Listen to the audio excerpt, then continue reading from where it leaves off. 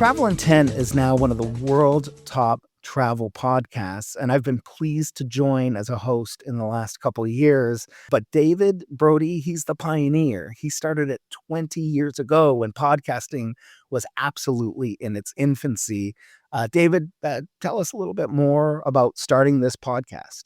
Well, it's hard to believe, Tim, that as we come up to this month, that it has been 20 years since I uploaded our first episode of the Travel in 10 podcast. And when I did it, initially it was, my wife and I were spending a year living and working in Southeast Asia and Japan and traveling around Japan a little bit. And barely anyone knew what podcasts were at that point. I think my podcast was, as far as I could tell, the second travel podcast on the Apple Podcast Store. So very, very early on. But it has changed dramatically since then. Bringing you on as a co-host in the last 2 years, and I know having you, I think we had you as a guest even before that on the show, has just changed it dramatically in terms of being able to produce great content and get it out weekly, and having your depth of expertise now with the, 140 plus countries that you've been to around the world? Yeah, I always say about 151 countries. So all 7 continents, all 50 states, all the provinces and territories in Canada. So it's really been a pleasure to share that experience on this podcast. Well, and what's also been great about it in just this last year is me and you being able to leverage what we've done with Travel in 10 podcast to now start a podcast network and working together with you to get Voyascape kicked off, where we now have really, I think, some of the best travel podcasts in the world who we've aggregated together and brought together on a great podcast network that we've started up. And it's just provided us a great opportunity to both of us to do some amazing travel around the world. And the best part is it gives me a chance to talk to you in different parts of the world every week and talk to you about one of the things both of us love the most, which is travel and giving people some of our advice on how to travel more and how to travel better. Absolutely. No, and it's always a pleasure to chat with you, David. So, I know we've been in different places, different locations, and the travel that we talk about, we've been practicing. So, always a pleasure to chat. Well, and we're going to do something a little different today to celebrate sort of clicking over into the 20 years of podcasting. I'm going to bring on a bit of a guest today, somebody who I have known really since the beginning of podcasting, Chris Christensen. Chris does a podcast called The Amateur Traveler. And I think I mentioned I was as far as I could tell, the second podcast, travel podcast on the Apple Podcast Store. Chris started with the first, The Amateur Traveler. And unlike me, he I've been a bit more erratic in my podcasting over the 20 years. He has kept it up consistently every single week. He is now well over 1,000 episodes. Tens of millions of people who have listened to his show. And I've had a chance to work with Chris on a number of podcasts and a number of projects. So sitting down with him a little bit today to talk a little bit about how podcasting has changed over the last 20 years since we both kicked off our travel podcast. Can't wait to hear what he has to say.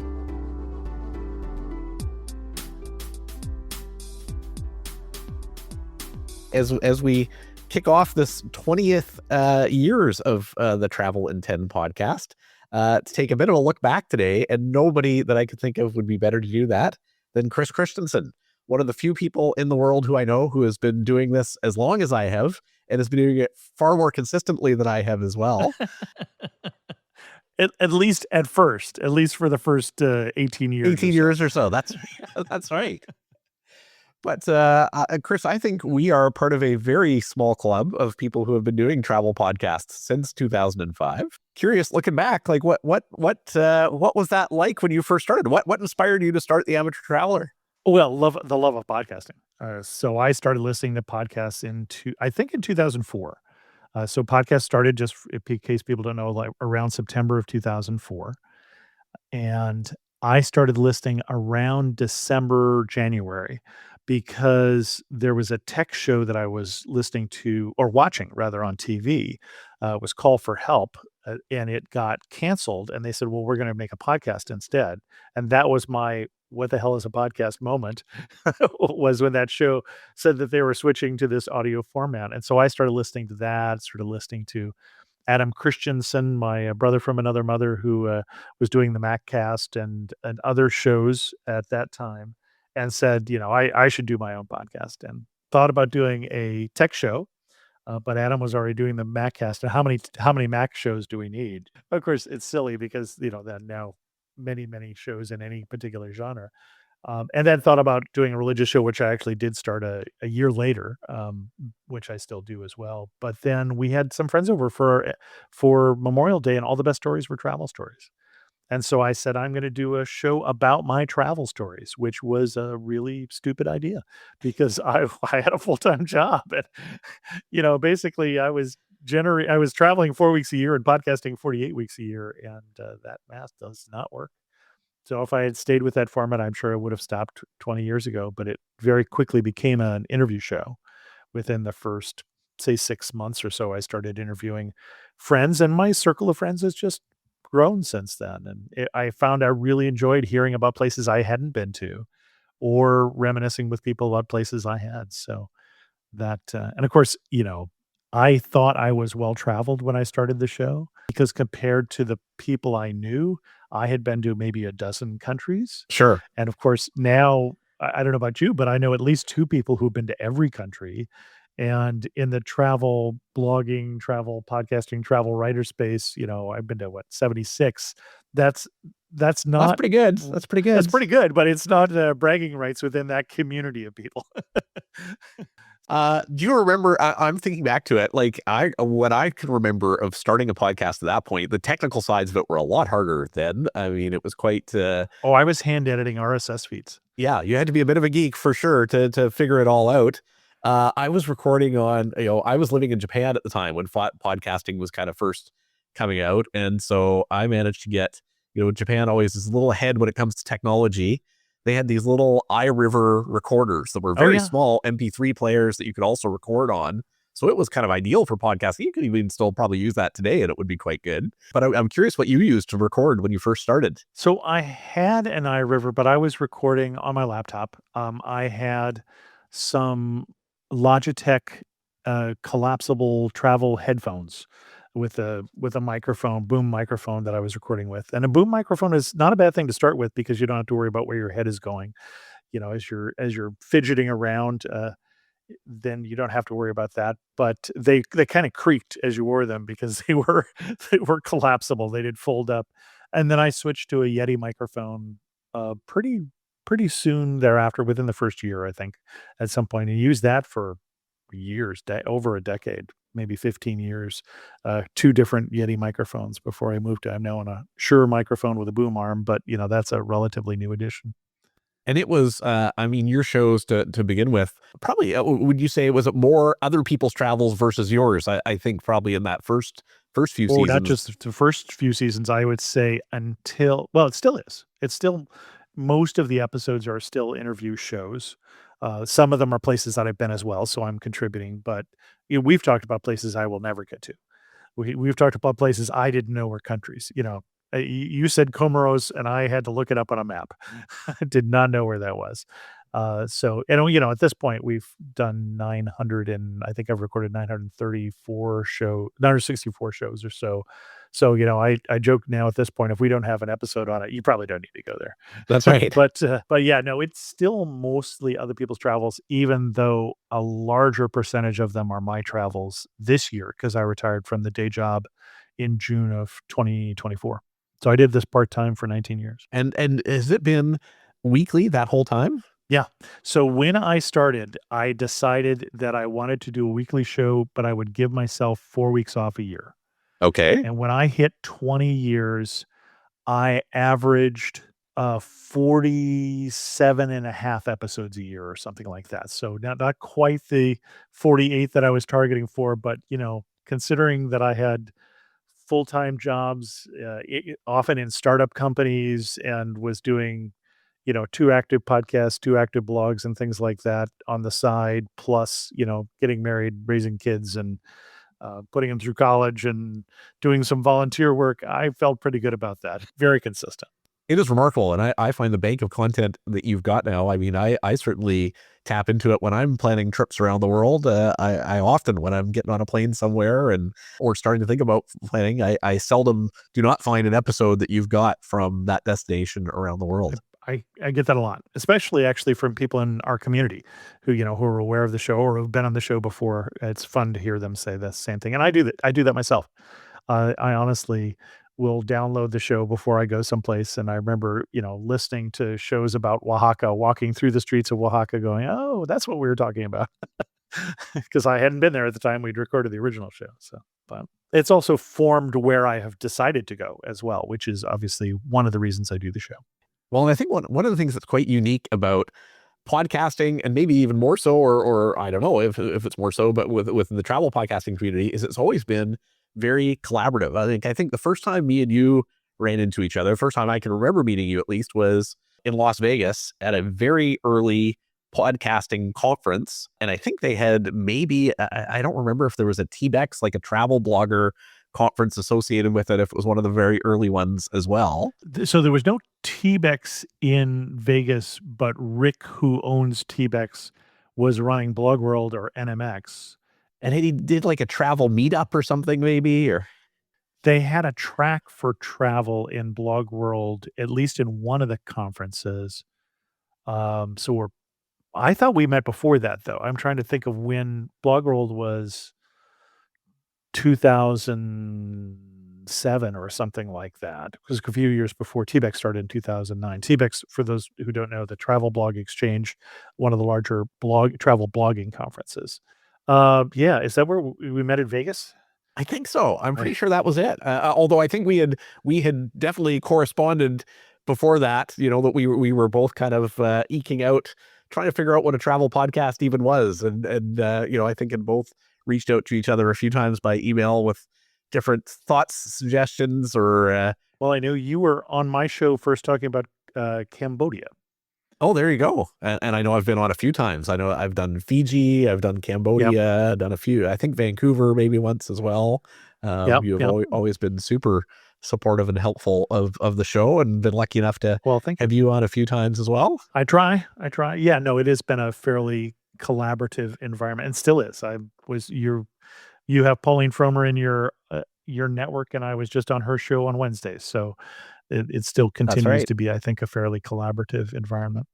And we have now both, now after 20 years of doing this, we have both transitioned to this being, kind of what we are doing full time.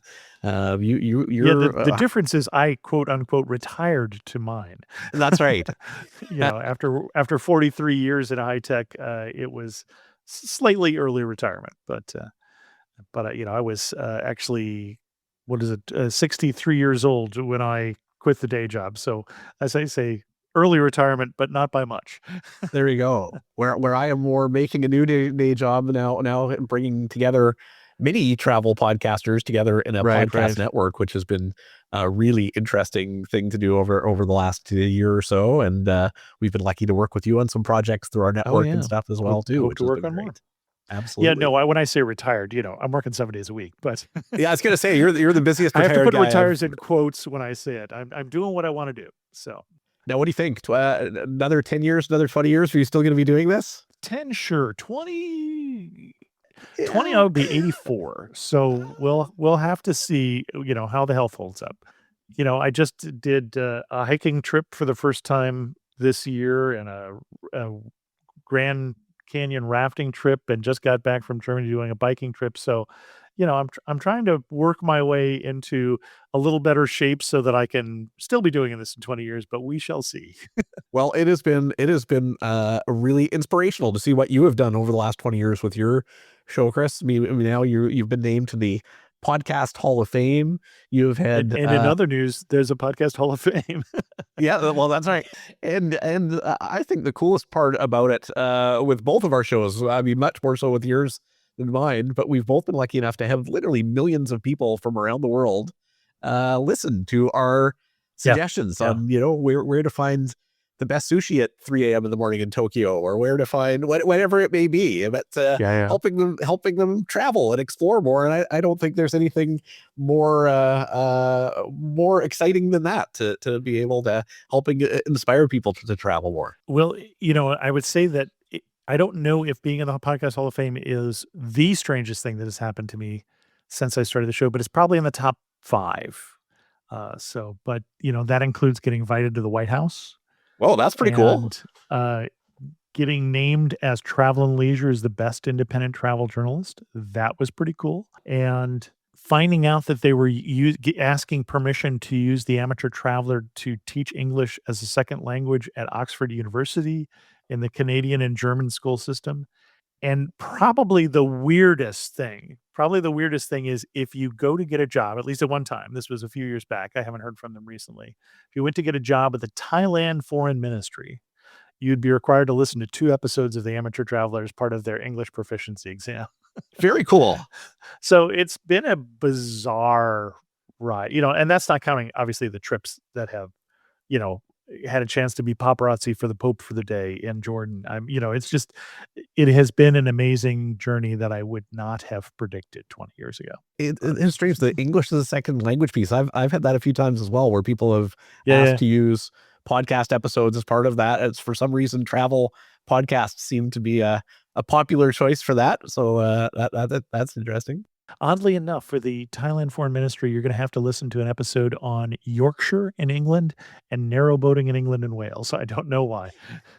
It's not even a Thailand show or so, even though we've got those. But yeah, it's been an interesting experience. The few times that I've flown in an airline and seen Amateur Traveler on the seatback entertainment system, it's just weird. It is, and I don't know if you I'm sure you have this experience lots too. I've started to have it more recently, where you run into people out randomly in the world who have listened to your shows and listened to your podcast. I just had one last night actually who was talking about listening to my episode on Berlin and on London and how that it helped inform their trip, and I find that hugely inspiring when you know that you have got somebody to maybe push out of their comfort zone and go somewhere they weren't thinking about, or to Right. inspire them to travel more, or yeah, just to get out and explore the world.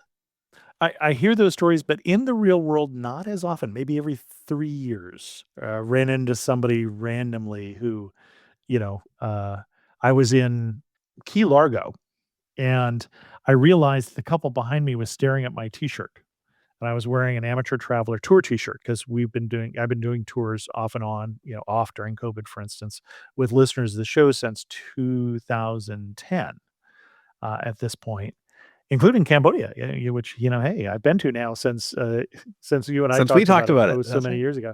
But I realized they were staring at my shirt, and I said, "Hi, can I help you?" And they said, "Oh, sorry, we're just trying to figure out you on the back of the tour of the shirt is where we went."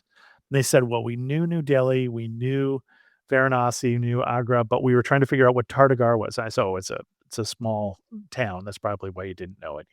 And then it's that point where you're like, "Should I give them more content? I've answered their question. Should I keep talking or not?" And you go, "Well, I do a travel podcast, and this is the tour T-shirt from the trip that we did in India." And they went, "You're the Amateur Traveler. We just listened to your episode on the Keys."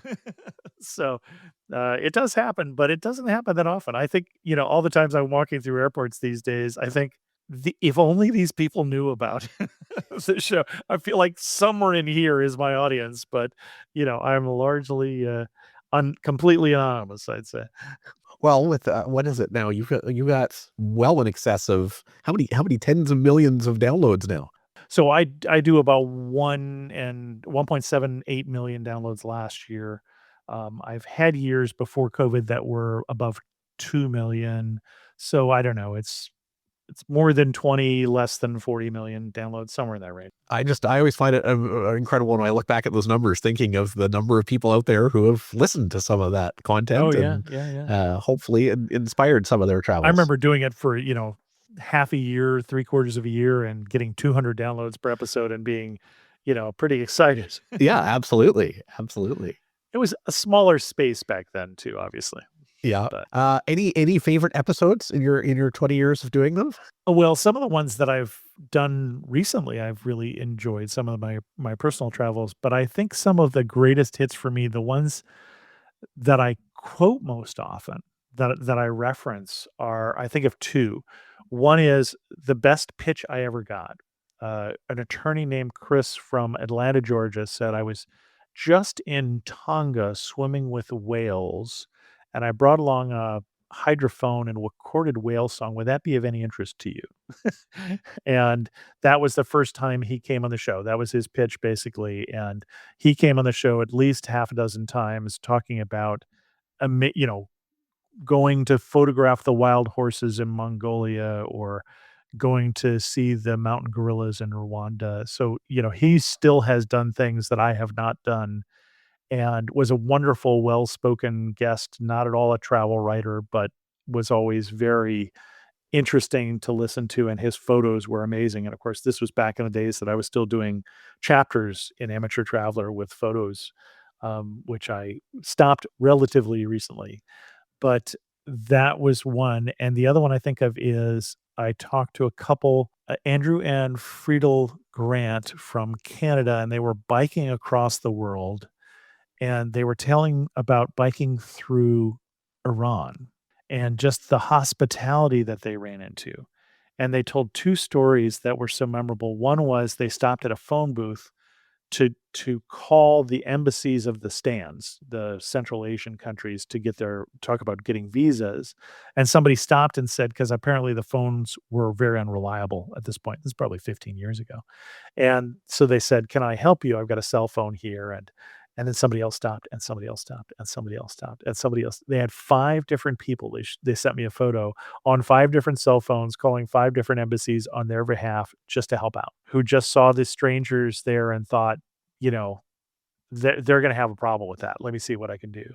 And they had one person, as they were biking up a hill, one point, a long hill, they said they were biking up the hill for about an hour, and somebody rode really slowly past them, you know, or behind them in his car for an hour to make sure they got to the top of the hill, and when they got to the top of the hill, he honked and waved and went on his way, but he just wanted to make sure they were okay.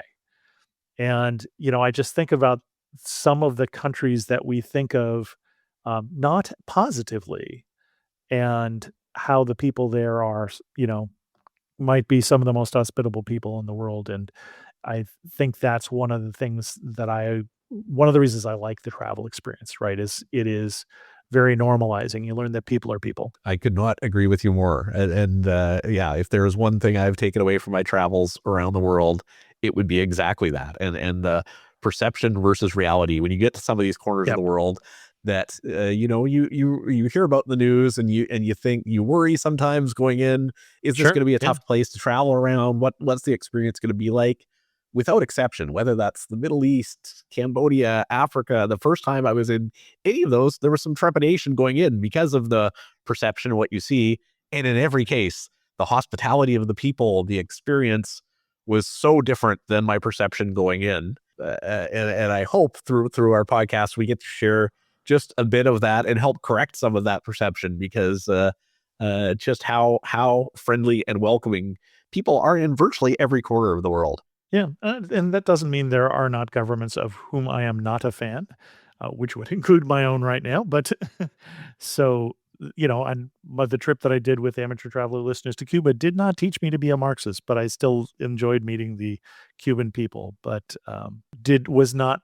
didn't love the situation of the country right now. And so you'll run into those things where you see things that are broken and don't need to be broken. You know, visiting Zimbabwe with, you know, 90% unemployment that was largely ruined by the government, in ineptitude and corruption in that. You'll run into that, but still the people. And just being able to see some of those places and what people are experiencing in those parts of Yeah. the world firsthand, it does give you such a different perspective and point of view, for sure. Yeah, I remember so I did some of my first kind of third world travel, if you will, in Tijuana, just down on the border doing volunteer trips, going down there to build houses with the local community organization. And it was interesting because later on I was in Tanzania for the first time, probably 15 years ago or so. And we went to, you know, out to one of the marketplaces, and I'm looking around, I'm going, "Oh, I know this place. I understand this place." It's just like Tijuana. So you see it with different eyes. You don't just see, "Wow, what a small shop." You see, "Oh, look, he's added on to his shop. He's doing good." And, "Wow, they've got the satellite dish now." And, "Oh, look, they've got power this time." And so you see the progress where, you know, the first time through, you just see what they don't have, you know, and interesting how your environment, how your for me, my comfort zone has stretched here in travel just in the last 20 years, even while I've been doing this show. Well, it's interesting you talk about that too, going back to a place. That's one of the things I've started doing some shows on recently is some of those like iconic cities around the world, your second visit to the city and what to do on a second visit. Because Yeah. everybody thinks about that first time and, all the bucket list things you need to do. But it is on that second trip where you get a whole different experience, where you get to really understand a lot more of what local life is like. And Yeah. you don't have to Mhm. see the Eiffel Tower and the Louvre this time. You can actually go figure out where Parisians hang out and what they do. Right. And yeah, those second trips are there's something very special about them for sure. Well, I enjoy doing shows too on the second trip to the country where you're not going to Yeah. Paris. Maybe you're going to Lyon, or maybe you're going, cruising down the Canal de Midi, or going to Normandy, which is I think a very typical first or second trip, or just all of those places that you don't know. For instance, just in Germany, and I don't know how many trips I've done in Germany, 8 or somewhere in that range, but I had not been down to Lake Constance. I really hadn't heard about Lake Constance. I went to 3 UNESCO sites, 2 within the same with it, one per day there for a while, saw amazing things, beautiful place, medieval villages, and it just wasn't on my radar at all. Didn't know about it. So I love going, yeah, I would say discovering, but being invited to, in this case, explore some places like that. So is just pretty cool. Now, doing the podcast for 20 years now, being to Yeah. 70 plus countries, is your love for travel, your desire to travel more waning at all? No, no. Uh, towards the end of the trip, yes, but towards the last day of the trip, I'm one of those people who's, back early to the airport, ready to go home. But then, after I'm home for a couple, 2, 3 weeks, I'm also ready to hit the road again. So it's interesting just trying to find the right cadence for travel, because my wife is still working full time. I'd like to stay married. We've been married for 43 years, and so far she's putting up with me. So, trying to find the right cadence that also lets you get the work done, right? And get the shows out and only take off the 4 episodes a year, which is still my goal. And it's kind of tough because you're trying to picture, well, how will I feel in November when I get back at the end of that China trip? Do I want to go through South Korea, or will I be tired of traveling by the time I'm hitting that? And I'm still trying to decide that for the trip I'm doing to China. It's like, wow, there's really cheap flights through Incheon. Should I stay in Incheon for a couple days, and because I haven't been to South Korea, other than airports, which I don't count. But so no, so far not tired of travel at all, but just trying to find the right cadence. Yeah, I would say exactly the same. I mean, definitely my love of travel hasn't waned at all. But the way I travel has probably evolved a little bit over the last 20 years. Although largely, I mean, I think we both probably have a similar travel style in that I will find, very much like you just referenced, right? If I'm flying through to one part of the world and I see there's a potential I can get the direct flight, or there's a potential I can get a layover that Yeah, yeah. maybe 24 hours and will let me get out of the airport and see something, I'm taking the layover in 99% of the I'm cases. not necessarily these years, because there's still the getting back home and seeing my wife, but my wife's definitely finding that she is changing. So she's like, we're going down on a trip with Australis, cruising down in Patagonia here in November, around our anniversary. But she does not want to do the overnight flight anymore if Yeah. she can avoid it. And so we will spend an extra night in Lima, an extra, as long as we're there, we'll spend a day in Lima and actually see the city this time, because she just doesn't wanna do that. There's no need to do a red eye. She's got enough time off that she can take that extra day, and, we'll pay for the hotel even though the rest of the trip is sponsored, and that's just how she wants to travel anymore. When that flight those, like, 2-night flights in a row to get to Africa, I think that was kind of the breaking point for her. It's like, I'm never doing that again. I'm gonna spend the night in London and then get on another flight," or something like that. Yeah. Well, I found my wife has had some health challenges in the last couple of years that have made long haul flight stuff a little bit more challenging for her. But one of the things I find that it has enabled us to do as much travel, both me and her together and us as a family together. We're really fortunate in that very, very similar travel styles where both of us want to squeeze every moment out of a trip that we can. Like, whether there are people who love to go to we've got friends who'll go to the same place in Mexico and have a great beach vacation where they lie on the beach for 2 weeks every year and they love that. We would happily go with them, but they would probably see us for about 2 hours during that trip because that's about as much time as any of us or our family would spend on the beach, and every other moment would be we're very similar. Yeah. Every museum, cenote, local village. Still love the beach, but we are way more recharged by the exploration and the discovering of new things than the sitting back and having as many frothy drinks as you can at the all-inclusive resort, for sure. Well, we have friends who, they're not even doing the Mexican beach, they're doing the Jersey Shore and staying in the same house every year. But then we also had another couple that their perfect vacation was a cruise to Hawaii because you have like 2 or 3 days on a ship and he could just sit and read a book, and then they get to Hawaii and they run around like crazy for a week, which is what she wants to do.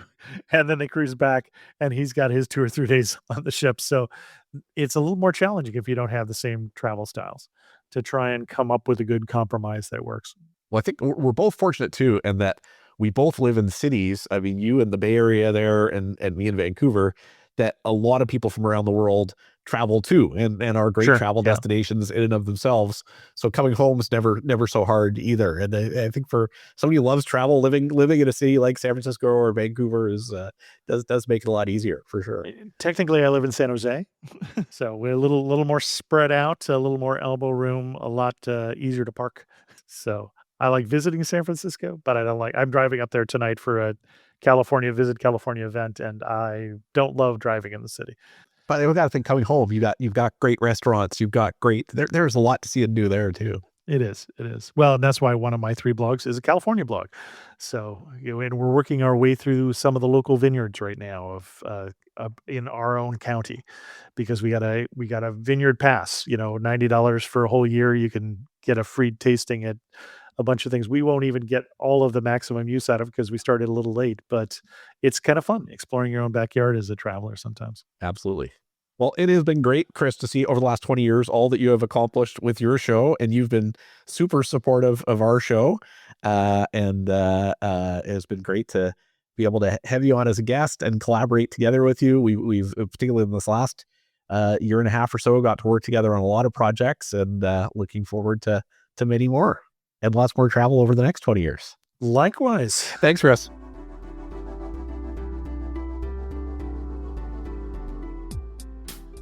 Well, a huge thank you to both Chris Christensen and Tim for joining me on today's show. And thank you to all of you who have joined us over the last 20 years of the Travel in 10 podcast.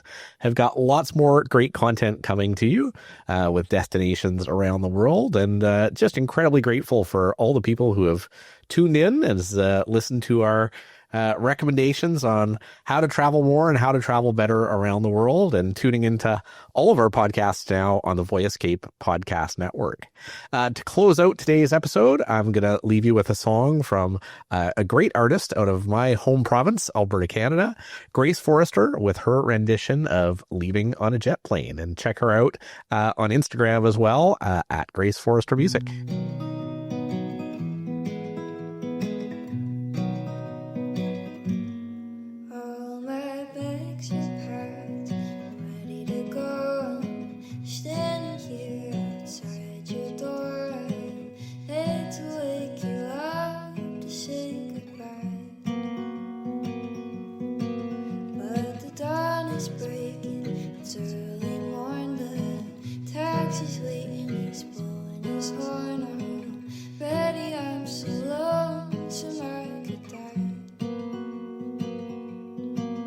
So kiss me, smile for me, tell me that you'll wait for me, hold me like you'll never let me go,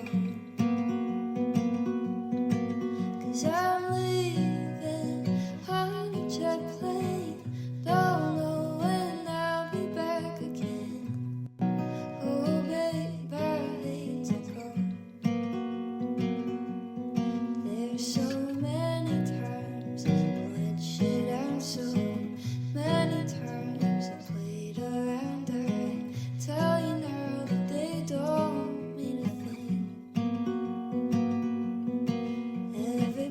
circle, I think of you. Every song I sing, I sing for you. When I come back, I'll bring your wedding ring. So